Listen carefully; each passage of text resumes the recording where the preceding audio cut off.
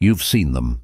The ones who don't perform, don't chase, don't announce themselves with noise or spectacle, yet somehow everyone notices, not because they demand it, but because something in their presence commands it naturally, effortlessly, like gravity pulling you close without force. What is that quality? That quiet magnetism that makes strangers lean in, makes conversations deepen, makes people remember them long after they've left the room. It isn't charm, it isn't looks, it isn't the rehearsed wit or carefully curated confidence you see plastered across social feeds. It's something older, something the ancient Stoics understood deeply. True attraction flows from internal mastery, not external performance. When you stop seeking validation and start building character, you become the kind of person others can't help but notice, not because you're trying, but because you're real. In this video, you'll discover 6 simple habits rooted in Stoic philosophy that create this silent magnetism. These aren't tricks or techniques to manipulate perception. They're disciplines that transform who you are at your core, making you calm when others panic, present when others distract, purposeful when others ramble. Marcus Aurelius, Seneca, and Epictetus knew this truth. The person who masters themselves naturally draws the world closer, and that person can be you, starting today, with 6 ancient practices that make you magnetically, undeniably, quietly powerful. If you're ready to walk this path with us, type "I choose inner mastery" in the comments below. Let's be honest. You've tried before. You've worked on being funnier, more impressive, more interesting. You've rehearsed stories, perfected your appearance, studied social dynamics like their quantum physics. And maybe it worked for a moment. Someone laughed. Someone noticed. But then the attention faded, and you were back where you started, exhausted from performing a version of yourself that doesn't quite feel authentic. Here's the uncomfortable truth. The harder you try to be noticed, the more invisible you become. Desperation has a scent. People can feel when you're reaching for validation, when your confidence is borrowed rather than owned, when your presence is a carefully maintained illusion instead of a grounded reality. This isn't your fault. We live in a world obsessed with external metrics, likes, followers, impressions, reactions. Society trains us to believe that attraction is something we achieve through accumulation. Accumulate enough wit, enough status, enough perfectly timed moments, and people will finally see us. But the Stoics understood something radically different.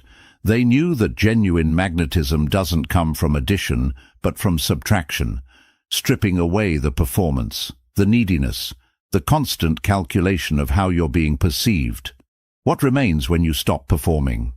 Your true self, your calm center, your unshakable presence. And that is what people are starving for. In a world of noise, chaos, and pretense, someone who is simply, authentically, calmly themselves becomes a refuge. You don't have to be the loudest voice in the room to be the most memorable. You don't have to entertain constantly to be valued. You simply have to cultivate 6 timeless habits that the Stoics lived by, habits that build real presence, emotional steadiness, and the kind of quiet confidence that makes others feel safe, inspired, and magnetically drawn to you. This is your call to transform, not into someone else, but into the truest version of yourself. Habit 1. Epictetus once said, "We have 2 ears and 1 mouth so that we can listen twice as much as we speak." Simple wisdom, profound impact. Think about the last conversation you had. Were you truly listening, or were you waiting for your turn to talk? Were you present with the other person's words, or were you mentally drafting your response, planning your story, calculating how to steer the conversation back to yourself? Most people don't listen. They reload. They hear words as cues for their own performance, rather than as genuine expressions of another human being. And because of this, most conversations feel empty, transactional, forgettable. But when you listen, really listen, something shifts. The person speaking feels it immediately. They sense your full attention like warmth from a fire. Their words slow down. They go deeper. They share things they didn't plan to share because your presence creates safety, and safety creates trust, and trust creates connection that most people spend their entire lives searching for. This is the first habit of quiet magnetism, listening deeply, not as a technique, but as a discipline of presence. When someone speaks, you put down your phone. You stop the mental commentary. You look them in the eyes and give them the rarest gift in modern life, your undivided attention. The Stoics practiced this relentlessly. They understood that true wisdom comes not from speaking, but from absorbing, from observing, from being fully present to the world and the people in it. Marcus Aurelius wrote constantly about the importance of focusing on what is, rather than what we wish were true. Listening is how you practice that focus in real time. And here's the paradox. When you stop trying to impress people with your words and instead give them the space to be heard, they become impressed with you. Because you've done something almost no one else does, you've made them feel seen, valued, important. You've given them your rarest resource, your attention, without expecting anything in return. People don't remember what you said. They remember how you made them feel. And the person who listens deeply makes others feel like they matter. That is magnetic. That is attractive. That is the quiet power of being fully, intentionally, generously present. Habit 2. Marcus Aurelius faced betrayal, war, plague, and the weight of an empire crumbling around him. Yet his writings reveal a man of profound calm, a leader who remained steady when everything else shook. His secret? You have power over your mind, not outside events. Realize this, and you will find strength. Inner calm isn't the absence of chaos. It's the refusal to let chaos dictate your emotional state. Watch how people react when things go wrong. Flights get delayed. Plans fall apart. Someone criticizes them publicly. Most people spiral. Frustration bleeds into their words. Panic tightens their body language. Reactivity controls their decisions. And in those moments they become smaller, less trustworthy, less magnetic.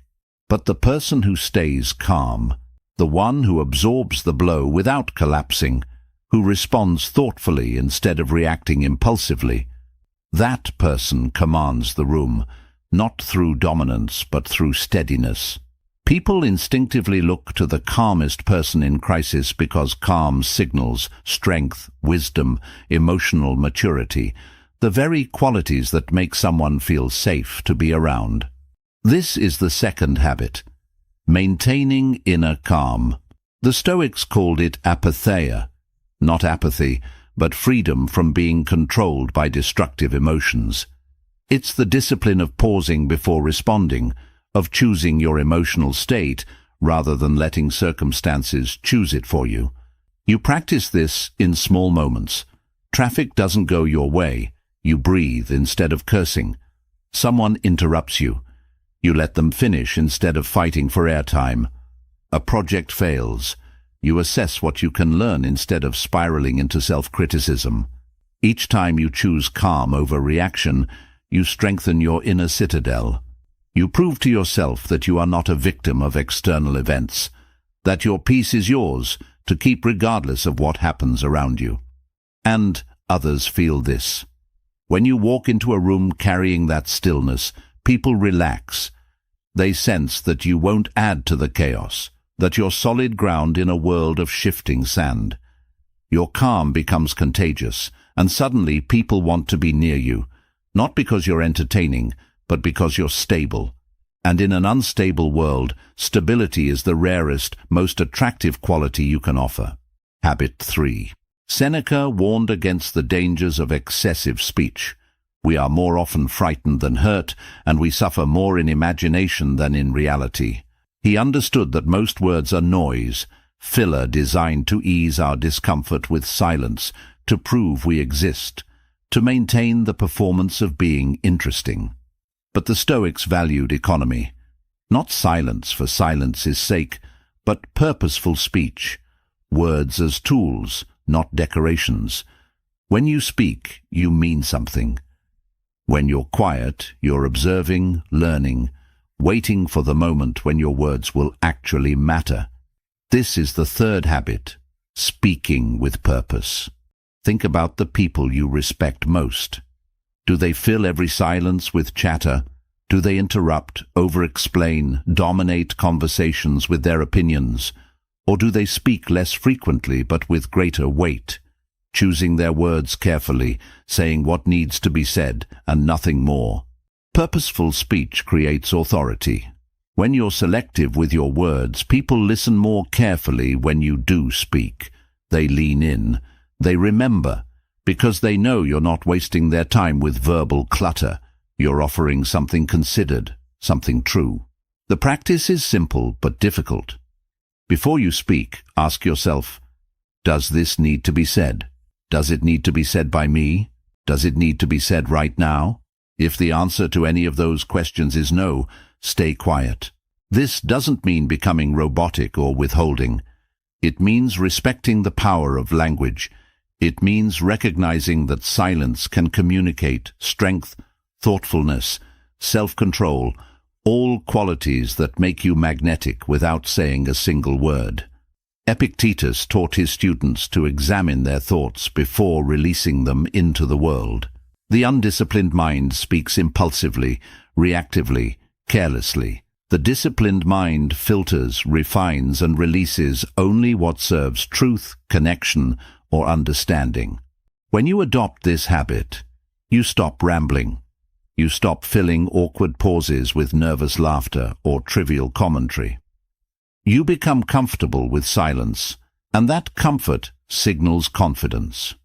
It tells others that you don't need constant validation through verbal performance, that you're secure enough to let moments breathe. And when you finally do speak, your words land with impact. People remember them, they quote you later, because you've earned their attention by respecting it. Habit 4. The Stoics had a practice called premeditatio malorum, the premeditation of evils. They intentionally visualized worst-case scenarios, not to be pessimistic, but to build emotional resilience.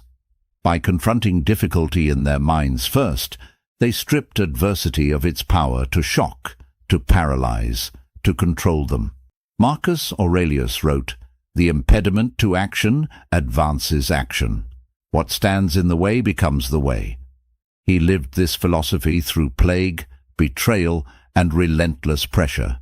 He didn't avoid hardship. He transformed it into fuel for growth. This is the fourth habit, facing adversity with courage. Here's what most people do when life gets hard. They complain, they avoid, they collapse into victimhood. They broadcast their struggles as excuses for why they can't move forward, why they deserve sympathy, why the world is unfair. And while that's understandable, it's also repellent. People don't want to orbit someone drowning in self-pity. They want to follow someone swimming toward shore despite the current. Courage doesn't mean pretending hardship doesn't hurt. It means acknowledging the pain and choosing to act anyway. It's the quiet decision to face what scares you, to stand firm when everything in you wants to run, to keep your dignity intact even when life strips away your comfort. When you cultivate this habit, something shifts in how people see you. They watch you encounter setbacks and notice that you don't crumble. You adapt, you problem solve, you carry yourself with a resilience that inspires them to be braver in their own lives. The Stoic approach isn't about toughness for toughness's sake. It's about accepting reality as it is and responding with wisdom rather than panic. Seneca said, "A gem cannot be polished without friction, nor a man perfected without trials." Every challenge you face is an opportunity to prove to yourself and demonstrate to others that you are not fragile, that your worth isn't dependent on easy circumstances. And that is magnetic. People are drawn to those who can weather storms without losing themselves, who emerge from darkness still intact, still purposeful. Because if you can remain grounded when life shakes you, others know they can trust you when life shakes them too. Habit 5. Marcus Aurelius asked himself daily, waste no more time arguing about what a good man should be. Be one. Not seem like one. Not perform the appearance of one. Be one. Integrity is alignment. It's the match between who you are in private and who you are in public, between what you say and what you do, between your values and your actions. And in a world where people constantly perform edited versions of themselves, someone with true integrity stands out like fire in darkness. This is the 5th habit, living with integrity. Think about how exhausting it is to maintain a facade. You say you value honesty, but tell convenient lies. You preach kindness, but gossip behind people's backs. You project confidence, but feel like an imposter every day. The gap between your authentic self and your performed self creates internal friction, and people sense it, even if they can't name it. But when you live with integrity, that friction disappears. You become the same person everywhere, at work, at home, in public, in private. Your word becomes reliable because you do what you say you'll do. Your presence becomes trustworthy because there's no hidden agenda, no manipulation, no performance designed to extract approval. The Stoics understood that virtue, arete, was the highest pursuit, not wealth, not fame, not pleasure, but the cultivation of excellent character. And character isn't what you claim to be. It's what you consistently demonstrate through thousands of small choices that no one's watching. When you choose integrity, you stop trying to control how others perceive you. You simply act in alignment with your principles and let that speak for itself. If someone criticizes you, you can meet their gaze calmly because you know your actions match your values. If someone praises you, you can receive it without inflating your ego because you're not dependent on external validation. You've built internal validation through consistent, authentic action. This creates a magnetic quality that's almost impossible to fake. Trustworthiness. People relax around you because they know you're not playing games, not wearing masks, not saying one thing and doing another. They know what they see is what they get. And in a world of illusions, that honesty, that wholeness, becomes irresistibly attractive. Integrity makes you solid, dependable, real, and real never goes out of style. Habit 6. Epictetus taught, first say to yourself what you would be, and then do what you have to do. Notice he didn't say, be perfect immediately. He said, become. The Stoic path is one of continuous evolution, not static achievement. This is the 6th and final habit. Focusing on growth over perfection. Perfection is a trap. It's the voice that says you're not ready, not good enough, not polished enough to show up authentically. It's the standard that keeps you hiding, waiting for the mythical day when you'll finally be worthy of being seen. But that day never comes because perfection doesn't exist. It's an illusion designed to keep you small, safe, and stuck. Growth, on the other hand, is real. It's messy. It's vulnerable.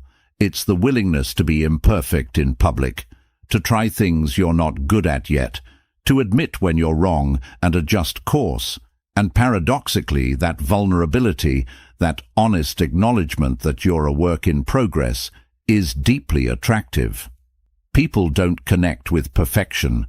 Perfection creates distance, intimidation, the sense that you're untouchable and therefore unreachable. But growth? Growth is relatable. It's human. It's the shared experience of stumbling, learning, improving, and stumbling again. The Stoics practice daily reflection, examining their actions, identifying where they fell short, and recommitting to their principles the next day. Marcus Aurelius filled his journals with reminders to himself, not because he had mastered virtue, but because he was practicing it daily, imperfectly, humbly. When you adopt this mindset, you stop pretending you have it all figured out. You stop performing flawless confidence and instead embody honest self-awareness. You share your struggles not as complaints, but as evidence of your commitment to becoming better. And people respect that. They admire the person who admits their weaknesses while actively working to strengthen them. This habit also frees you from the exhausting need to defend your ego. When someone offers feedback, you don't deflect or justify, you consider it. When you make a mistake, you don't spiral into shame. You extract the lesson and move forward. You become anti-fragile, growing stronger through difficulty rather than breaking under it. And that energy, the energy of someone constantly evolving, learning, refining, radiates hope. It tells others that growth is possible, that change is achievable, that they too can become more than they currently are. That is inspiration, and inspiration is magnetic. So here you are, 6 habits, 6 disciplines rooted in ancient Stoic wisdom. But separately, they're just practices. Together, they create a complete transformation, a shift from performing for approval to embodying authentic presence.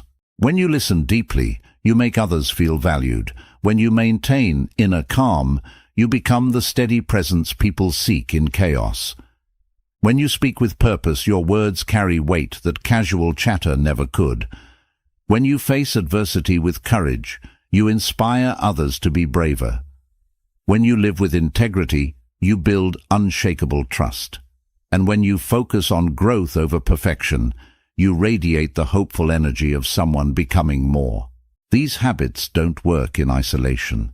They reinforce each other, creating a compounding effect that transforms not just how others see you, but how you see yourself. You stop measuring your worth by external validation, because you've built internal validation through disciplined character cultivation.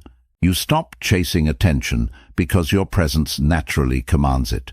You stop performing confidence because you've developed real confidence, the quiet kind that doesn't need to announce itself.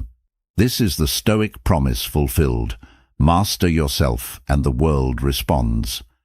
Not because you've become someone else, but because you've become fully, authentically yourself, stripped of pretense, grounded in virtue, radiating the calm strength that comes from knowing who you are and what you stand for.